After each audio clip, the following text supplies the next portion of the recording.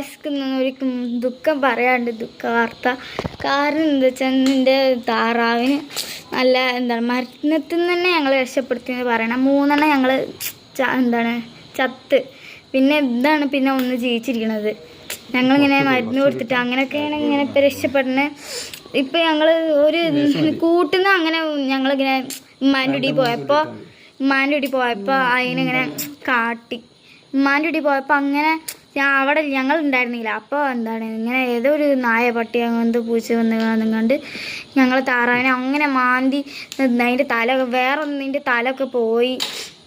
അങ്ങനെ ഇതിനെ പിന്നെ ഞങ്ങളിങ്ങനെ സൃഷ്ടിച്ചിട്ടിപ്പോൾ അങ്ങനെ കുഴപ്പമില്ലാണ്ട് അയക്കണു. മാഷാഅല്ലാഹ് നല്ലപോലെ കുഴപ്പമില്ല. എന്നാൽ ഇതിൻ്റെ ഇങ്ങനെ കുറേ മുറി ഇതൊക്കെ ഉണ്ട്. എല്ലാവരും എൻ്റെ താറാവിനൊന്ന് പ്രാർത്ഥിക്കണം.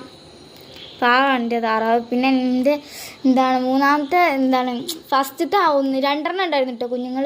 ആ 2 കുഞ്ഞുങ്ങൾ പട്ടിയോ നായച്ച് കടിച്ചുകൊണു. എന്നിട്ട് ഈ താറാവിനെ ഉള്ളു ജീവിച്ചിരിക്കണത്. ഞങ്ങളിപ്പോൾ മരുന്നൊക്കെ കൊടുക്കുകയായിരുന്നു. അങ്ങനെയായിരുന്നു. എല്ലാവരും പ്രാർത്ഥിക്കണം കേട്ടോ. ഒക്കെ ഇതന്നെ പറയാനുള്ളൂ. നല്ല സങ്കടമായിരുന്നു.